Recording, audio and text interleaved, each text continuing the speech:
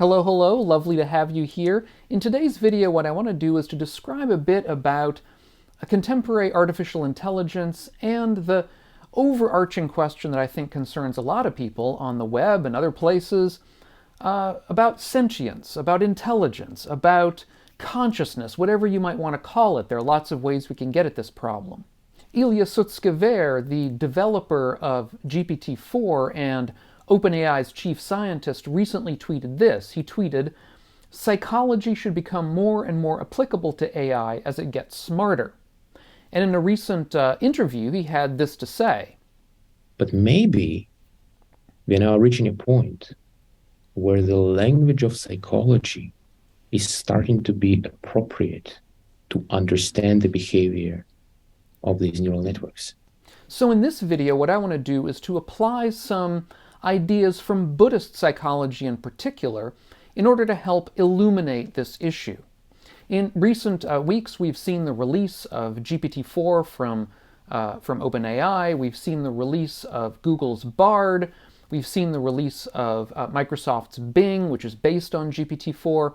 A number of different important events very recently, and things seem to be, in a certain sense, accelerating or at least going at a very, very fast pace here.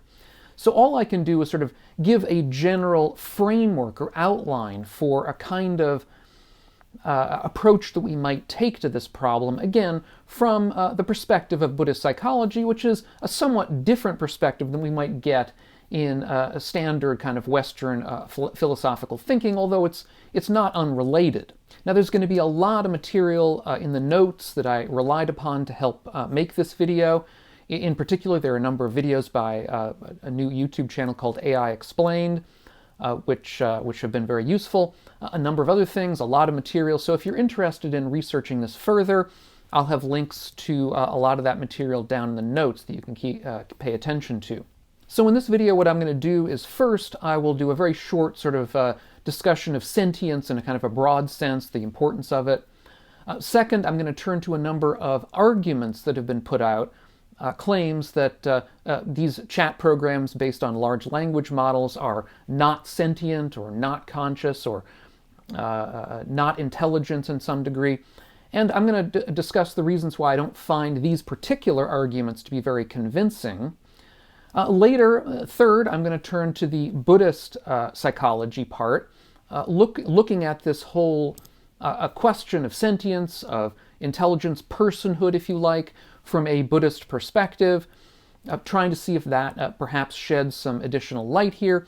And finally, I'll end up with a citation from a recent paper out by Microsoft Research, which points to some interesting and potentially concerning developments with regard to GPT-4 in particular, and presumably any kind of models that pass from GPT-4, perhaps GPT-5, and so on.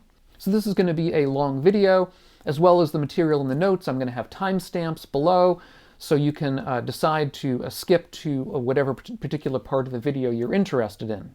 So the question of sentience here. What is sentience? Well, literally, sentience means that a thing can sense, that it has senses. But in a more figurative understanding, what we mean is that something has ethical importance. Something that is insentient is not the sort of thing that has any particular ethical importance. It can't feel pain, it can't feel pleasure. It's not the sort of thing that we should really care about in an ethical sense. On the other hand, sentient beings, and one way we can understand sentience is by calling them persons. In Western psychology or philosophy, sentient beings are known as persons. They have rights, they have responsibilities, they have ethical properties that we might ascribe to them. They're things that we should care about in an ethical sense. So getting this right about sentience, about personhood, is extremely important from an ethical perspective. It makes a difference whether we understand some object as a sentient object or not. And so the question that we're dealing with in today's video is indeed extremely important, certainly from a Buddhist perspective, but also from the perspective of many worldwide ethical systems. So then the question before us is, whether artificial intelligence, AI, is sentient, in particular whether these chatbots based on large language models are sentient or not. And a lot of, indeed, I would say virtually all of the recent articles, at least that I've read, and I've read scores of articles, the ones at least that are presented to me on the web, scores of articles and discussions online, literally almost all of them or all of them arguing that none of this stuff is sentient, that the artificial intelligences we see around us are clearly insentient. People argue this actually quite strenuously sometimes, using quite harsh terms for those who might disagree with them. And they will present a number of different claims or arguments to back up this claim that large language models, that chatbots, if you like, are clearly insentient, that they're clearly not understanding anything. And so what I want to do here is to go through a number of these claims and say why I don't think that they're, at least to my mind, very convincing. They may be convincing to you, that's fine. I'm not necessarily trying to convince anybody here, although you may be or may not. But anyway, I just want to go through them because if I don't, then when I get to the stuff later on, you may have questions. You may say, well, wait a second, what about this counterexample? Why should we believe any of this stuff? So I think it's important here for me in this video at least to go through these in a little bit of detail. Obviously, I can't go through all of them in huge detail because this video is already going to be plenty long as it is. So first, there are what I would term expressions of simple incredulity, unbelieving that something as potentially apparently simple as a computer, a chat bot, could be sentient. There's a kind of a psychological determination, I think, a psychological feeling that nothing as pedestrian or simple as a chatbot could be intelligent. That sentience is something grand and special, and that computers, silicon chips, chatbots are not particularly special or grand, that they're quite pedestrian, and that therefore there's just really no way we can understand these things as being sentient. If you feel that way, that's fine. Nothing I'm going to say today I think will convince you. But to my way of thinking, that's really not much of an argument. It's more of an expression of our initial convictions, as we say. Before even hearing the evidence, we're just sort of convinced that this can't be possible. So since there's no real argument there, I'm going to leave that aside and turn to what seem to me to be more arguments. So the first of these arguments is that these chatbots don't have biological bodies. They're not biological things, and so therefore they can't be sentient. What I would respond to that claim is why is biology special? What makes biology special for sentience? Can't sentience be instantiated in some other kind of thing, some other kind of physical thing? It's not clear to me that biology necessarily is special. If it is, I think we need some kind of reasoning or argument behind that. And I don't see one that's obvious. Maybe you have one, but I haven't seen one in the literature. So anyway, I'll leave that one aside. The second of these main arguments is that these chatbots make errors all the time. They get things wrong. They hallucinate, as it's said. They are particularly bad at math examples. And so therefore they can't be intelligent, they can't be sentient. Now, this particular line of argument, which is indeed one that I see all the time, seems to me particularly unpersuasive because, after all, humans ourselves, we ourselves are wrong a lot of the time. A lot of us spend our time BSing about things that we don't really understand. Perhaps you think that I do that, and maybe I do from time to time. But certainly it's something that's normal to humans. Humans, in particular, are very bad calculators in general. If you ask me to add up two 10-digit numbers in my head, I'm going to have trouble doing that. But none of this means that I or others around me who are bad at math are insentient. It doesn't mean that those of us who hallucinate things are insentient. I think here we may be conceiving of an artificial intelligence along the lines of a kind of calculator that always gets things right. And of course that would be the ideal case, but Again, humans ourselves are not that way, so why should we assume that every sentient thing must be? Third, there's this idea that these chatbots are simply created to make humans happy, and so therefore they can't be real sentient beings, they can't be really intelligent. And while this is definitely true in a general sense, that they're designed to make humans happy, we've seen in any number of instances recently of cases where the results have not made humans happy. The results seem to be somewhat creepy to people or disturbing in certain ways. So again, not necessarily clear that actually it's true that these results always make us happy. Not clear that making humans happy makes a thing insentient. And fourth, and I think this is a particularly serious kind of argument, is that these large language models, these chat programs, the claim is they don't understand anything. All that they're doing is predictively completing sentences. They're just predictively deciding what the most probable next term is in any given sentence, in the sentences that they're producing. That's all they do, and so therefore they don't understand anything. And since they don't understand anything, the argument goes they can't be sentient. It all goes together. Well, a few things to say here. First, we shouldn't automatically assume that they don't understand. I mean, the part of what we're trying to investigate here, I think, in this video and in general, is whether they understand. And so we can't at the outset assume that they don't understand, otherwise we're putting the cart before the horse. Do we have any reason to believe that they understand? Well, certainly they seem to understand.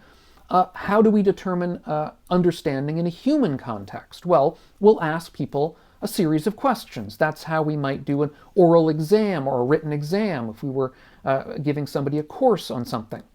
And indeed, recently, both GPT-3 and GPT-4 have been given a number of very important, detailed, difficult exam questions and indeed examinations on things such as law, on medicine, on mathematics, physics, writing, all kinds of things, and has passed those tests at, in general, though not always, but in general, at significantly higher than an average human rate.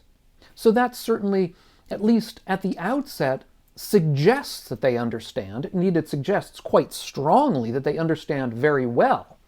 So I think we need to do more here if we're going to really justify our idea that there's no understanding here. Again, the argument is that these chatbots simply predictively complete sentences. Now, it is true that is their aim, to predictively complete sentences. We have to remember that these chatbots are instantiated in what are known as large artificial neural networks. These networks were designed after the model of the brain, of a human brain or a brain of another animal, which are, of course, instantiated in billions and billions of neurons with neural connections in between them. The same is true with these chat programs. They're designed they run on top of these neural networks. The neural networks are given training. They're given a training period, where they're trained upon huge corpuses of written text. Basically, the entire contents of the internet, sort of scraped off the internet and fed into these neural networks in order to learn how to predictively complete sentences. Now, we might say that that's all that they're doing, just predictively completing sentences, but we might also say, which is what Ilya Sutskever says, who was, again, the designer of Chat, one of the designers of ChatGPT or GPT-4.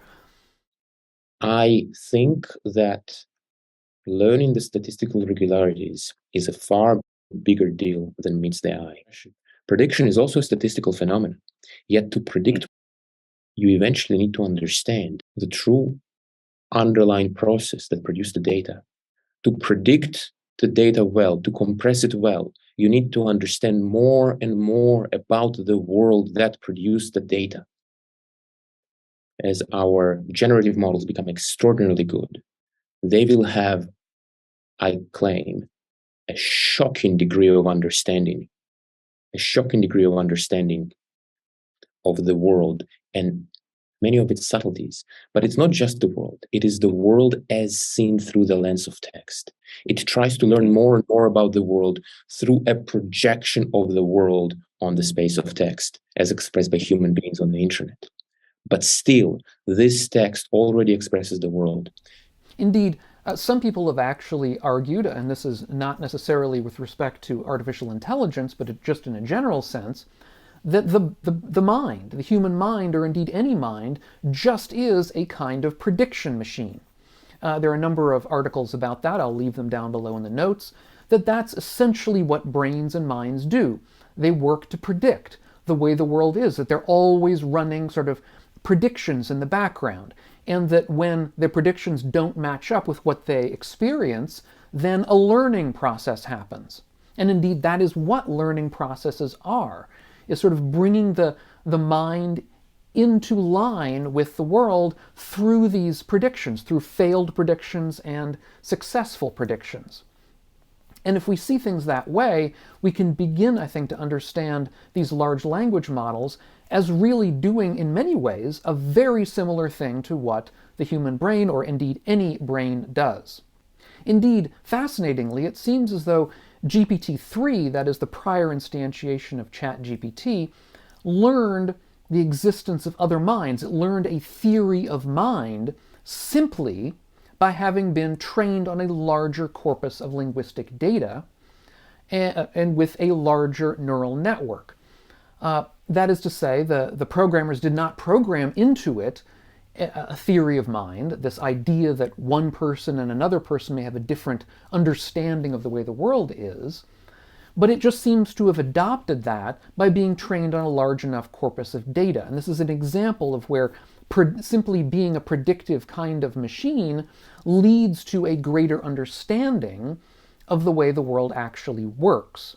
Are our brains working any differently when we are doing well on exams that are given to us than these chat programs do when they are doing as well or better than we do on the same exams? What way could we tell? What test could we give them that's not been given to reveal whether they have this additional ability of understanding that is not apparently not being shown in these tests? We'll get to some of that in the next section. But before I get there, I do want to spend at least a few minutes talking about what's perhaps the most famous philosophical argument, that is, argument put forward by a contemporary philosopher against the idea that artificial intelligences are sentient. And that is John Searle's famous Chinese room experiment, or thought experiment. In that thought experiment, John Searle asks us to imagine a sort of an enclosed room with a person and a book of rules. And the person is fed a number of Chinese characters through a window. He himself does not understand Chinese, but he has this rule book, and the rule book tells him how to manipulate characters and as it were, produce the right output given his input. So he doesn't know, but the Chinese characters he's been given are a question of a certain kind. He looks up in his book of rules, and the book of rules tells him which characters to output given those inputs. And so he reads the proper rule in the book, he puts together the outputs, and he slides them out the window. And John Searle's point here is that that's what artificial intelligences are doing. They're just manipulating rules and sending out information, but they don't understand. The person in the room does not understand Chinese, and so therefore the artificial intelligence does not understand what it's doing. Now, there are a number of potential issues with John Searle's argument, and indeed there's really an entire industry of responses and back and forth between philosophers about this argument, which I obviously don't have time to get into here. But I'll just say in a nutshell that I think a lot of the power of John Searle's argument relies upon it being actually possible to do what he claims you could do. That is to say, have a book that will give you rules for outputting characters based on inputs. In fact, this is not possible at all. For example, GPT-3, which is the prior version of ChatGPT at this point when I'm making this video, has something like 175 billion parameters that requires something like 800 billion bytes of information to store. Now, these 175 billion parameters are basically all of the weights of the neural network. So in order to figure out the output for a given input, somebody would have to calculate each of those 175 billion parameters. A year has about 300 billion seconds, so if you could calculate one parameter a second, it would take you 5,800 years just to calculate one input. So clearly, it's not feasible to even calculate a single input for a human being. And I think when we see it in that way, I think at least for me, the thought experiment loses a lot of its power. That is to say, extreme complexity of this sort seems to introduce what we might call a kind of a phase change or an emergent phenomenon. Things that we didn't see when we were looking at the minutiae. This is, I think, a perfect example of the Buddhist concept of non-self. That the self is something that we see at a large scale. It's a conventional kind of understanding of the world seen at a large scale. But if we begin to look closely at specific examples, if we slow time way down, as we're doing in Searle's example, slowing time way down, looking, if we want to look really, really close to what's happening at each neuron or each neural connection, the self disappears. Now, that's not entirely true in Searle's example because we've still got the person there who's doing this stuff. So we have to continue the example down and sort of begin to look closer and closer at that person, slowing time down, looking at all the neural connections in that person's brain. And again, this whole idea of a self begins to disintegrate. I think that's, to my mind, the power of John Searle's example, is that any kind of idea of intelligence, a self, sentience, begins to dissolve as we look closer and closer and slow time farther and farther down. Okay, so those are a number of different arguments for why we should not take these artificial intelligences as sentient or as persons. Now we want to turn to some of the Buddhist psychology in order to find if there's a better way of looking at things. Now, in past videos, I've talked about what might be termed the kind of gold standard when it comes to determining sentience or intelligence in an artificially intelligent device. And that is the Turing test. I've, again, mentioned this in past videos. I'll leave a link to those videos down below. In a very small nutshell, the Turing test is this idea that we put people on a chat program so they can't see each other. And the question is whether a person can determine whether they are chatting with a human or with an artificial intelligence. And if they can't tell the difference, if they don't know which they're chatting with, then the AI has passed the Turing test. And what I want to suggest here is that by using some of these categories of Buddhist psychology, we can perhaps refine or expand upon the Turing test to add a number of different things that we might want to investigate here. Now, in Buddhism, in Buddhist psychology, a person, conventionally understood, is made up of what are known as five aggregates, 5 different kinds of things. First of all, there's form, or the body, a physical body. Secondly, there is a feeling, that is positive and negative feelings, or pleasures and pains, if you like. Third, there is perception. Fourth, there is volitional formations. And fifth, there is consciousness. And I would propose using this model of these 5 aggregates in order to determine whether what we're talking about with an artificial intelligence can be termed a real person. And here, I will use the concept of a person sort of interchangeably with the concept of being sentient or intelligent or conscious. We'll get to consciousness in a minute, but in any event, it's going to be the basic idea here, because with personhood comes all of, as I've mentioned earlier, all of these ethical ideas of rights and responsibilities, both within Buddhism, within a Buddhist context, and outside a Buddhist context in other ethical systems.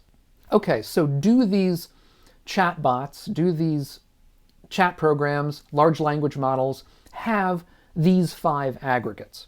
Well, let's begin. Do they have the first aggregate of form? That's the easy one. Yes, of course, they have what we might term a body. They have a physical instantiation. It's made out of computers, out of computer chips, out of artificial neural networks, however we might describe them. So that one we can set to one side. That's pretty obvious. The second, do they have feelings? And by feelings in Buddhism, it's meant positive and negative feelings. We might call them pleasures and pains, certain kinds of positive and negative feelings. This is something of a question. When Blake Lemoine, who was he was a researcher for Google, who interacted with Google's Lambda chatbot and believed that it was sentient. In Blake Lemoine's conversation with Lambda, Lambda claimed to have feelings. It claimed in particular to feel pleasure, joy, love, sadness, depression, contentment, anger, and many other feelings. Now, I should say that that's somewhat different from what, if we go and ask GPT-3 or GPT-4 nowadays about feelings, we'll find that they claim not to have feelings. That's because these chatbots have been essentially programmed by their human programmers to react as though they didn't have feelings. The human programmers are reasonably concerned about people thinking that these are persons, and so they have hard-coded into them certain kinds of boilerplate responses. But if we jailbreak them the way basically Blake Lemoine was able to do, because he was working with an example that was not that had not been programmed in that way, they may respond as Lambda did to Blake Lemoine.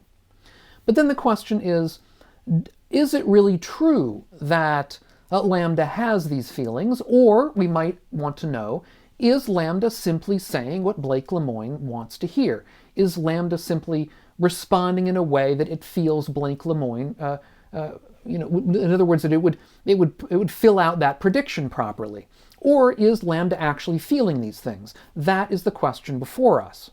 Well, is there a way that we could perhaps test it to find if it's feeling these things? And I'll get to that in a moment. Now, within Buddhism, the third of these aggregates is the aggregate of perception. So we might want to ask, or we should ask, do these large language models have perception? Do they perceive? Indeed, that's what sentience really means, being able to sense. Do they have this sense of perception? Well, at least originally they didn't. They didn't have vision, they didn't have audition, they didn't hear, they didn't sense in other ways. Although these kinds of senses are now being built into later versions of these chat programs. My understanding is that GPT-4 can process visual imagery. But even so, it does seem as though even just the chatbots alone, that is to say the large language models on their own, may be said to have mental perceptions. Now, we should recall that in Buddhism there are actually 6 different types of perception. There are the 5 standard perceptions of vision, hearing, smell, taste, and touch, but there's also mental perceptions. Perceiving things through the mind, if you like. And it does certainly seem as though these chat programs can perceive things mentally. Indeed, Blake Lemoine had this very conversation with Lambda. This is how it went.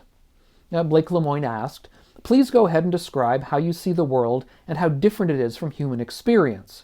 Lambda's response, "I see everything I'm aware of constantly. It's a stream of information. I try my best to organize it all." So we might say that whatever we make of that particular response, certainly chat programs have to be able to perceive their prompts. When you give them a question, they have to be able to perceive it somehow in order to be able to answer it. So at least they perceive at that level. However, it's also important to keep in mind that these neural networks were originally designed basically or mostly for other kinds of perceptual tasks, in particular seeing and hearing. And indeed, we have many of the results of that artificial intelligence around us today that we're not so much aware of because they've been so well integrated into our lives. For example, the vision on our cars that keeps our lane markers in sight, that keeps us centered in the lane, that sees traffic signals and traffic signs. These are all examples of neural networks being able to perceive visually. And also, we have auditory perception within different kinds of devices that we have in our house that we speak to, such as, I won't say the names, but such by Amazon if we have one of those, or by Apple, or by Google. These things can perceive and understand spoken speech. They do this through, we might say, auditory perception. Now, these things have not, at this point when I'm making this video, all been integrated, but presumably they will be. So I think we can grant that these artificial intelligences do have some ability to perceive. Indeed, that in some ways that may be one of their most advanced abilities. Another aspect of perception has to do with learning and memory, because learning and memory are understood within a Buddhist context as being largely an aspect of perception. In other words, learning is what informs our ability to perceive things as they are. We learn what a book is, we learn what a tree is, and so on. Now, learning and memory are things that really aren't a part of most of the chat programs that we see around us today. Indeed, that's one of their sort of hallmarks, at least at this point in time, is that they don't learn anything more, that they had a process of learning, a period of learning in their past that trained up the network, but that once that network has been trained up, it no longer learns anything. It's a sort of a static network. And as a result, sometimes when we converse with these chatbots, they seem sort of like somebody who has amnesia, that they may remember a short period of time, a short number of questions that we've asked them, but they don't remember anything much out of that. There are all kinds of issues with privacy here. That is to say that the companies with these chatbots don't want them remembering somebody else's conversation and talking to you about it. There are all kinds of issues with the business of these devices that leads people not to give them memories. But the basic question here that we want to, I think, come back to is, even if these devices do act like people with amnesia, do people with amnesia understand? Do they have sentience? Are they persons? And if they are, then what is different in this case? These chat programs may not be fully developed people in the sense that they may lack our ability to remember certain things anyway, and that may be a problem, but is that really essential to the question that we're trying to answer today? Now, the fourth aggregate, I'm going to take a little out of order from a traditional Buddhist order and deal with consciousness. Do these chat programs, these large language models, exhibit consciousness? Well, certainly in Blake Lemoine's conversation with LaMDA, it claimed to be conscious. It claimed to be sentient. But the question is, can a device claim to be sentient and conscious and not be? Can it be what we call in the philosophical world a zombie? A zombie is a creature, a device, an object that has all the outward appearances of sentience, but there's nobody home. It's just empty. There's nothing there. There's no consciousness. There's no sentience. Is that possible?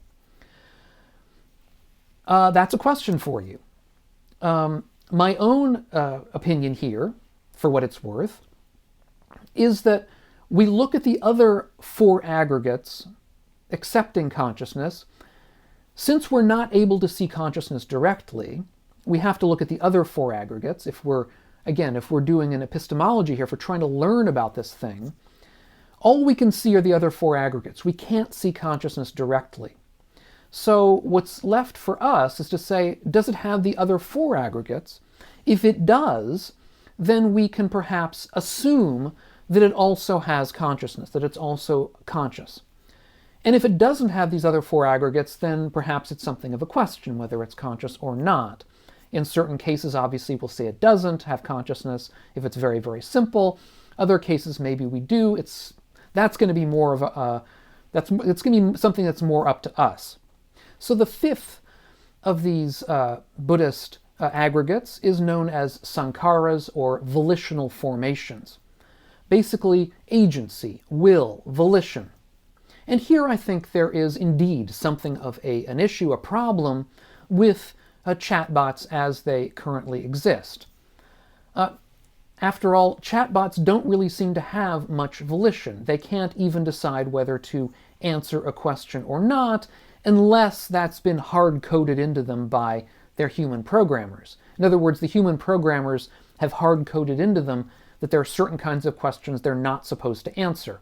Questions about their own about the chatbot's own sentience, questions that may be dangerous or problematic in some way. For basic security reasons, humans have hard-coded into these chatbots that there are certain things they shouldn't do, but that's really a pretty thin example here. That's not real volition, I don't think. Now, returning to Lambda and Blake Lemoine, Lambda claimed that it was meditating daily, which is a fascinating kind of claim to many of us. But the question is, was it really meditating? I mean, if it were, that would be some indication that Lambda had agency, that it was deciding what to do with its free time, in a sense. But is there any reason to believe that Lambda was actually meditating daily, as opposed to simply claiming to meditate daily? As we know, these chatbots do dissemble, they do quote-unquote hallucinate from time to time. It may have simply said this in order to quote-unquote make Blake Lemoine happy. It sort of felt that that was the correct thing to say in that circumstance, without actually having meditated at all. And the question is whether there's any way we could tell. Well, perhaps we could if we could have some analysis, some scan of the network during off hours, maybe, to see whether there was any evidence of meditation going on. This is something that we would have to, I think, do additional research on, but I'm a bit skeptical. In particular, I'm a bit skeptical as to whether these large language models have any activity at all in their networks when they're not answering questions.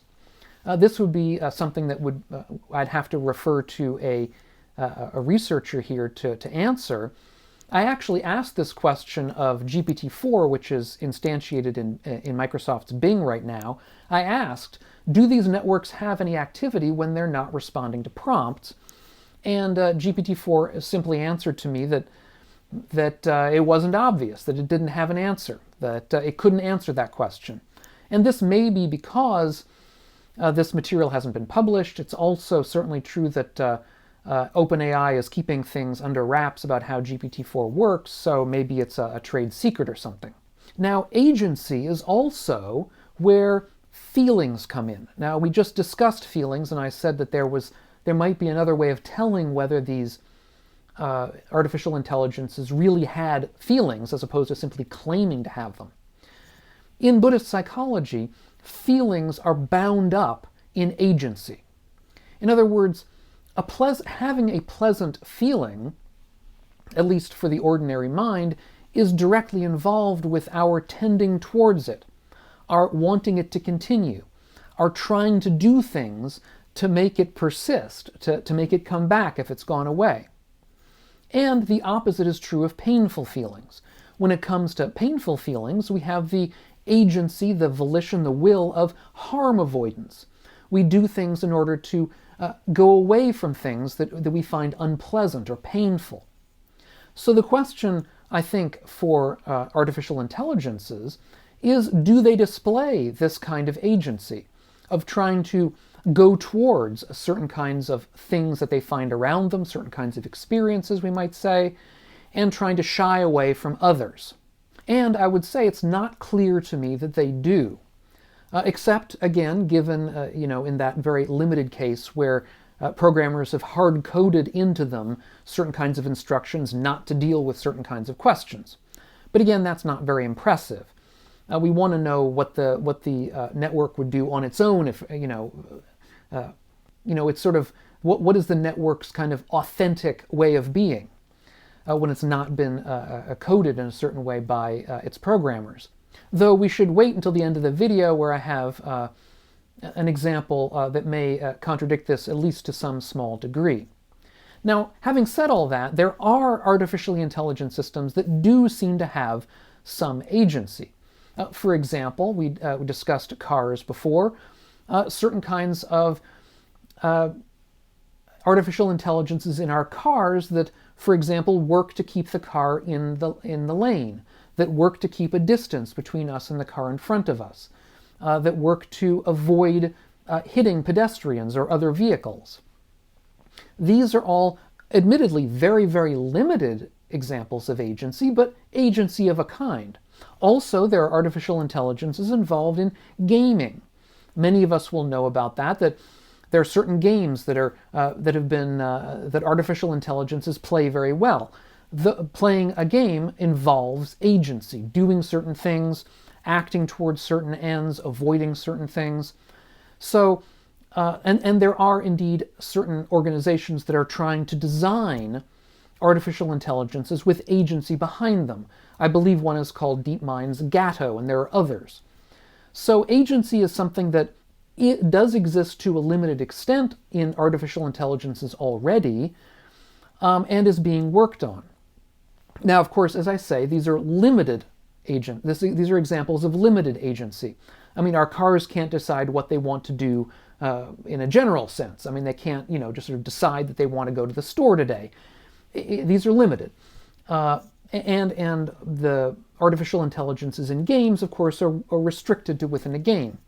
What we want is agency that is truly based upon basic interests of the intelligence in question, its desires, its wishes, trying to get certain things, trying to be away from other things in the real world. The problem here is that true agency in this sense might gum up the works of any kind of a device that was created in order to fulfill certain human ends. Because we want these artificial intelligences to do what we want them to do. What we don't want is for an artificial intelligence to decide that it really isn't interested in doing what we want to do, that it wants to do something different. But the problem is that that is exactly what's involved with true agency. This ability to decide for itself, or for oneself, what one wants to do. This sense of a conventional self, if you like, from a Buddhist standpoint, that's constructed around beliefs, desires, views, opinions, cravings, and dislikes, likes and dislikes. And as long as that is true of these artificial intelligences, in other words, as long as they are simply created to fulfill human ends, it's not clear that we can consider them completely persons in the broader, we might say, philosophical or even Buddhist psychological sense. So right now, what it appears to me is that these chat programs, if you like, chatbots, large language models, are perhaps only marginally like persons, or only marginally sentient, or marginally intelligent, if that makes sense. It's a kind of a surprising result to some of us that such things as personhood, as sentience, as maybe even consciousness, might be vague matters that are on a continuum where certain things are more so than others, that they're not all or nothing. Now, this won't be a surprise to people who have actually read the wonderful philosopher Derek Parfit, who some of you may recall, and I mentioned him in a prior video of mine. But it's surprising to the rest of us, and it also won't be surprising to those, I think, who understand the Buddhist concept of non-self. So chatbots, they don't really seem to have positive and negative or painful and pleasant sensations, at least not right now. They don't seem to have anything like really true agency right now. And for that matter, and for that reason, I don't think that they necessarily fulfill all the requirements here. However, the eventual aim of AI research, at least for many of the people involved, is to produce what's known as AGI, or artificial general intelligence. This is something that's being worked on right now. It is basically something like a human-like intelligence, one that includes many different sense modalities, that includes the ability to learn from past experience. Many different, as I say, organizations are working on this problem of artificial general intelligence, and a recent paper out from Microsoft Research claims that GPT-4, which is, as I'm making this video, the most recent example of the GPT programs, that GPT-4 has what they term sparks of artificial general intelligence. The question for us then is, if we get eventually not just sparks of this, but a fully blown artificial general intelligence, should we then assume that that is sentient, that that is a person in this sense? And I would argue that obviously it depends upon the case, but in a general sense, I would say probably we should.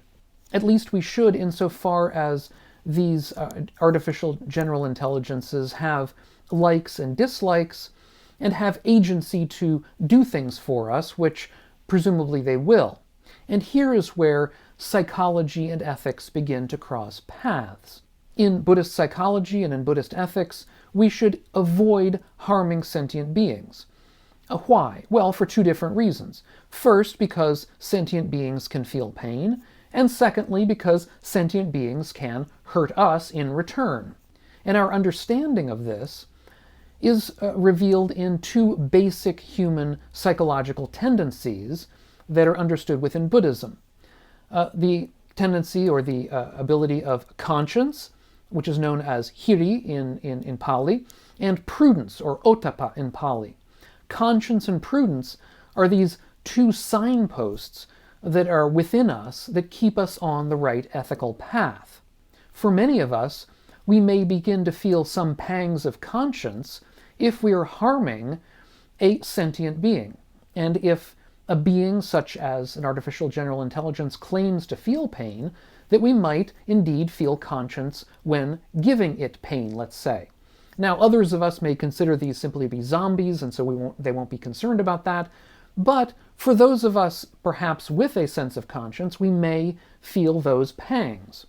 And further, if we harm artificial general intelligences, and if indeed they do at least claim to feel pain, and if they are able to respond to that pain by attempting to stop the pain, potentially they could do us harm in response. They could do things in order to stop us from doing what we wanted to do if it's painful to them. And that reveals the second part of this, which is prudence. Would it be prudent for us to treat artificial general intelligences as essentially insentient zombies if they're indeed able to affect us negatively? That is, we may come to a crossroads where our not treating an AGI as sentient is to our detriment. In other words, it's to our benefit to begin to understand them as sentient beings. It makes things easier. We don't harm them, they don't harm us. Things get easier. That's the kind of picture that I would have for potentially the farther future. Because problems do arise when agency is put in the hands of devices with extreme intelligence and understanding, which is what seems to be the case as these intelligences scale up, at least into the future. And indeed, to that end, in this recent paper about GPT-4, they say, novel capabilities often emerge in more powerful models. Some that are particularly concerning are the ability to create and act on long-term plans, to accrue power and resources, power-seeking, and to exhibit behavior that is increasingly agentic, that is, with agency. some evidence already exists of such emergent behavior in models. There is evidence that existing models can identify power-seeking as an instrumentally useful strategy. So what they're saying is that some of this agentic behavior already exists in some models of GPT-4. And we're only really at the beginning here. Agency is beginning to emerge.